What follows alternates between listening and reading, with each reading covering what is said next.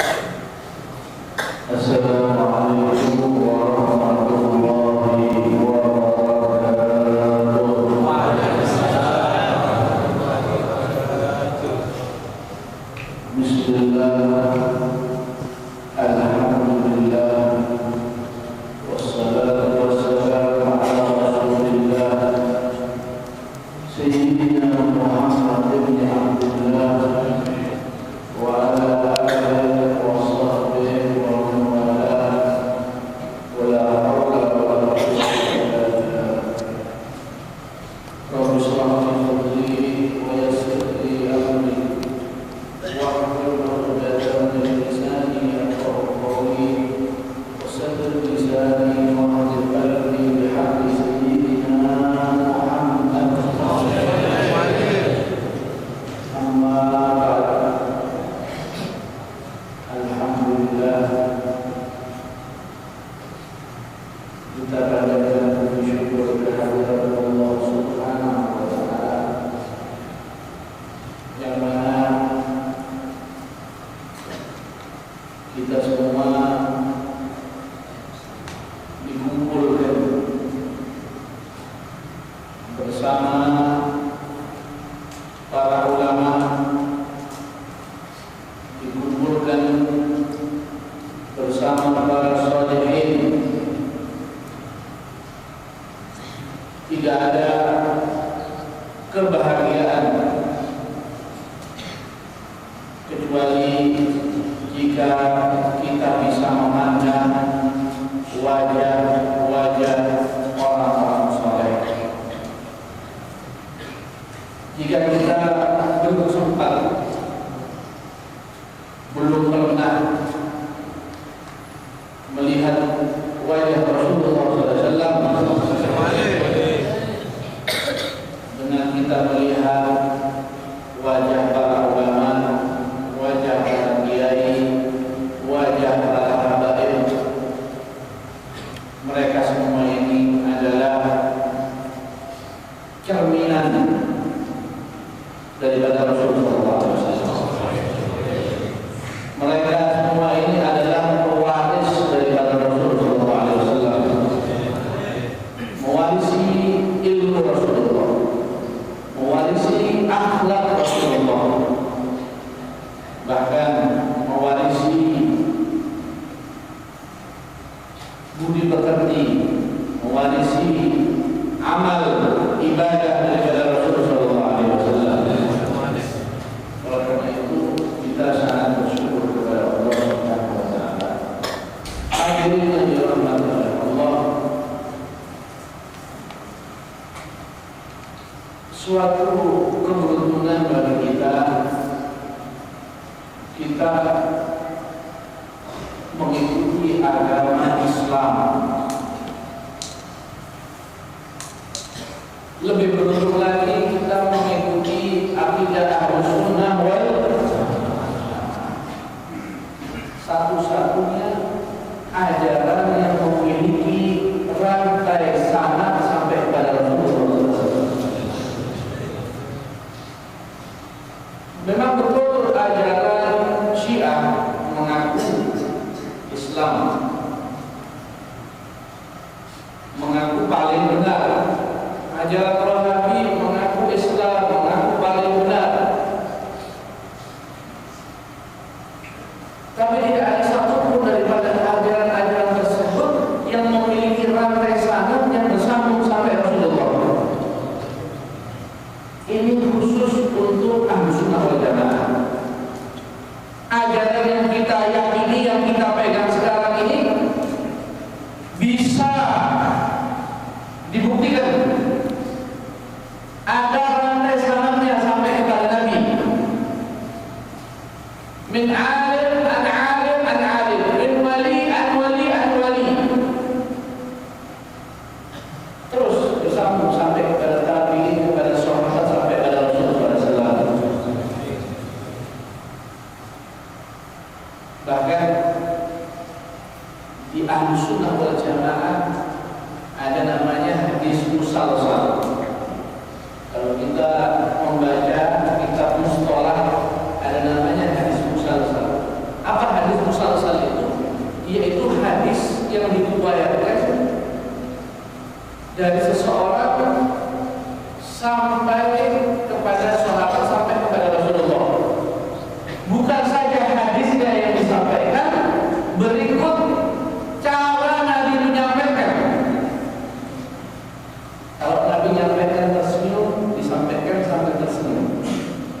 Saking telitinya, sampai-sampai bukan hadisnya yang disampaikan, berikut bagaimana Rasulullah ketika menyampaikan. Ada satu hadis yang menyampaikan, itu disampaikan tentang iman kepada takdir. Ketika itu Nabi memegang jenggotnya. Itu perawi-perawi setelahnya, orang-orang meriwayatkan hadis sambil memegang jenggotnya. Ada lagi musalsal bin musafahah, terus sambung menyambung salaman dari kita kepada guru kita, guru kita selamat kepada gurunya, gurunya selamat dengan gurunya, sampai selamat kepada sahabat, sahabat musafahah dengan Rasulullah, selamat dengan Rasulullah. Luar biasa. Oleh karena itu kita bersyukur kepada Allah. Kemudian di Indonesia seperti yang dijelaskan di kitabnya Habibul Syekh Hasyim Asy'ari, Kiai Hasyim Asy'ari berdiri ilmu, seperti dijelaskan di kitab beliau bahwasanya di Indonesia ini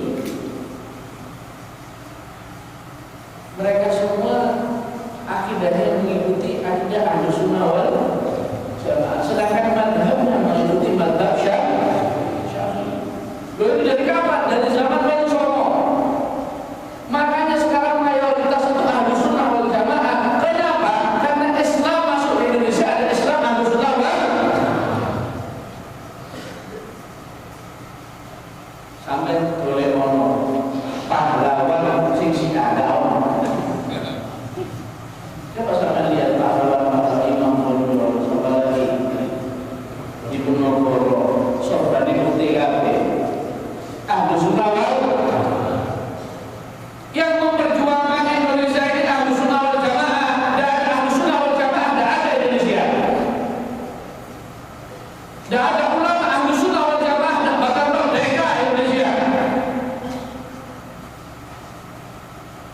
Dan berkat Ahlussunnah wal Jamaah, Indonesia sampai sekarang menjadi negeri yang paling aman.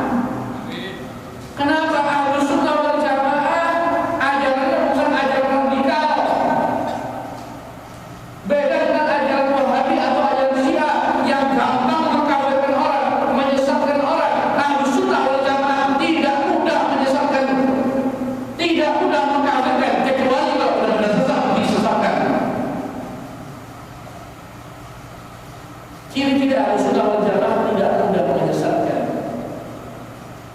tapi menyesatkan yang sudah dilakukan sesat. Indonesia ini Ahlussunnah mazhab Syafi'i. Ketambahan lagi karena para wali songo itu kebanyakan daripada keturunan Ba'alawi dari golongan Habaib. Di Indonesia ini kebanyakan thariqahnya, amaliyahnya mengikuti thariqah alawiyah, walaupun tanpa bayar. Amaliyah yang kita lakukan di Indonesia ini baca Rabbul Hadam, baca Rabbul Antros, baca Maulid Habsyi, baca Maulid Hibah, baca tahlil. Ini semua amaliyah thariqah alawiyah. Kalau ada orang tanya bagaimana sih thariqah alawiyah yang kalian amalkan di Indonesia, itu thariqah alawiyah. Terus saya dibalik oleh Ahmad bin Muslim kepada Allah berhayati. Beberapa orang datang ingin kaitan thariqah alawiyah, tapi subhanallah oleh beliau ditolak.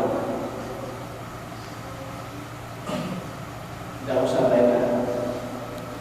Kamu sekarang, iya ini, ustazmu, semuanya sudah thariqah alawiyah, walaupun tidak pakai bayar, walaupun tidak berbayar. juga. Kenapa? Karena golongan Alawiyin para habaib ini tidak mau menyusahkan umat, tidak mau buat umat begal. Tidak mau membingungkan umat, membuat menyusahkan umat sehingga harus bayar atau bagaimana, tidak. Bingung nanti umat ini, ada tariqah ini, ada tariqah ini, bingung. Lebih baik tidak usah. Amalkan yang ada, itu sudah termasuk oleh Allah. Al-Imam Habib Abdullah bin Ali bin Hamdan, beliau orang yang sangat alim. Begitu alimnya, beliau mampu untuk membuat martabat. Martabat adalah Imam Haddad ini saking tingginya ilmunya sampai mampu buat martabat. Tapi subhanallah, beliau ikuti mazhab Syafi'i, tidak buat martabat. Kenapa? Habib Abdullah Haddad, aku tidak mau membuat umat ini bingung. Aku tidak mau membingungkan umat Nabi Muhammad SAW.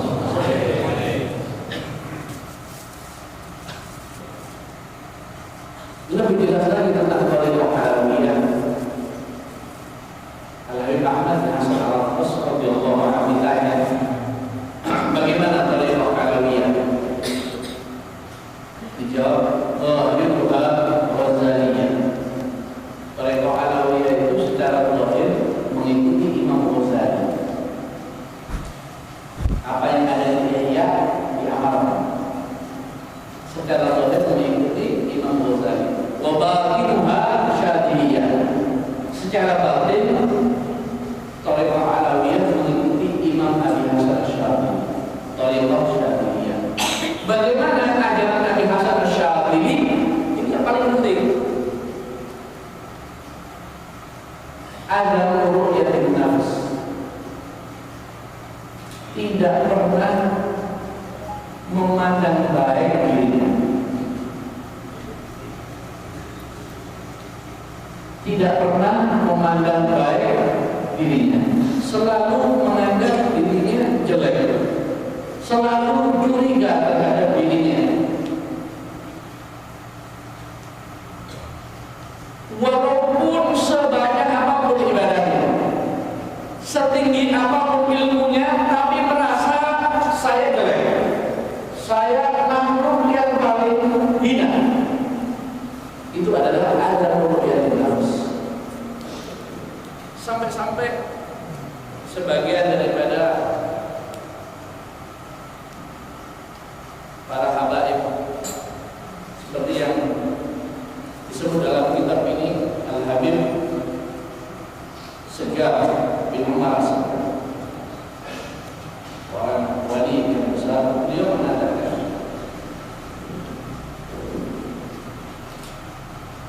tidak pernah beliau memandang dirinya baik, tidak pernah merasa dirinya alim.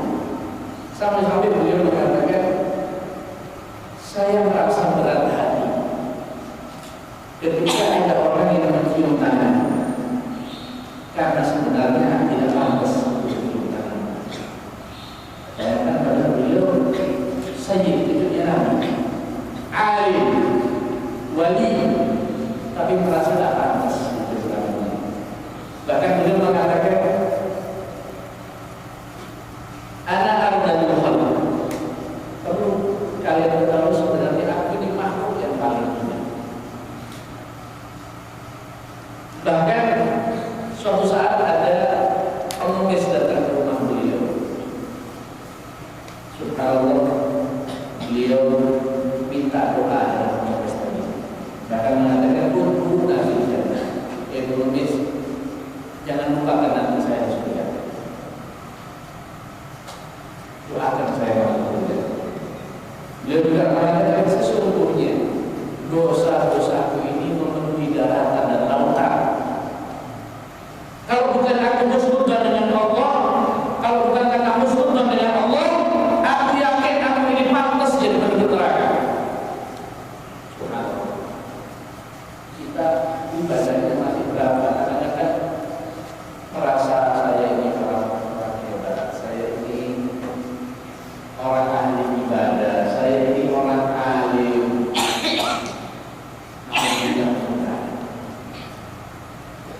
thariqah alawiyah, diajarkan supaya kita tidak memandang baik. Ikmalil khair warmihi fil bahr. Lakukan kebaikan tapi lempar ke lautan.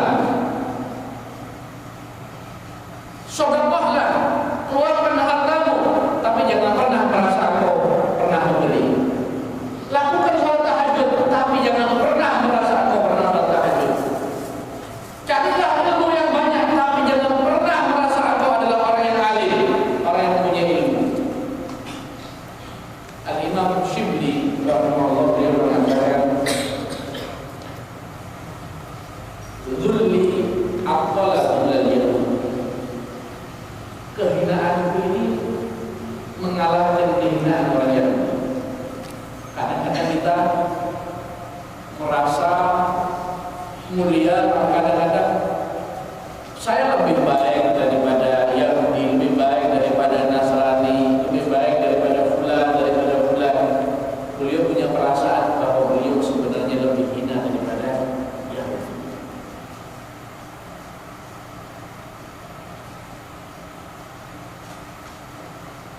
Seandainya dikatakan di kitabnya, seandainya muncul suatu keajaiban, tiba-tiba batu atau benda-benda yang lain bisa berbicara, kemudian mengatakan bahwa engkau adalah seorang wali Allah, tetap engkau jangan percaya, yang ini dirimu masih orang jelek. Kalau seandainya muncul karomah, jangan engkau tertipu, tetaplah engkau menyangka bahwa dirimu orang jelek, apalagi dalam karomah. Seandainya muncul karomah, tetap engkau merasa tidak, batu itu tidak tahu keadaan saya lebih tahu keadaan saya. Yang tahu keadaan itu hanya Allah dan diriku. Aku tahu bahwa aku ini penuh dengan dosa. Aku tahu bahwa aku ini orang yang paling buruk. Aku tahu bahwa aku adalah orang yang paling hina. Karena itu para hadirin, tidak akan bisa seseorang sampai kepada Allah, ma'rifat kepada Allah, kecuali jika dirinya sudah meyakini bahwa tidak ada makhluk yang hina seperti dirinya. Kalau sudah meyakini bahwa dirinya adalah makhluk Allah paling hina, bahkan lebih hina daripada lebih jelek daripada anjing. Sampai ada salah satu dari awliyaillah lewat di satu jalan, kebetulan jalannya sempit, sebelahnya ada sungai, hanya bisa dilewati satu orang saja. Pada suatu saat dia berjalan di jalan sempit tadi, berpas-pasan dengan seekor anjing. Subhanallah, si wali ini mengalah, dia yang turun ke sungai supaya anjingnya lewat. Kenapa? Karena dia merasa anjing itu lebih mulia, dia pantas untuk mengalah. Sama anjing punya akhlak seperti itu, apalagi dengan manusia yang lain. Mudah-mudahan Allah Subhanahu wa ta'ala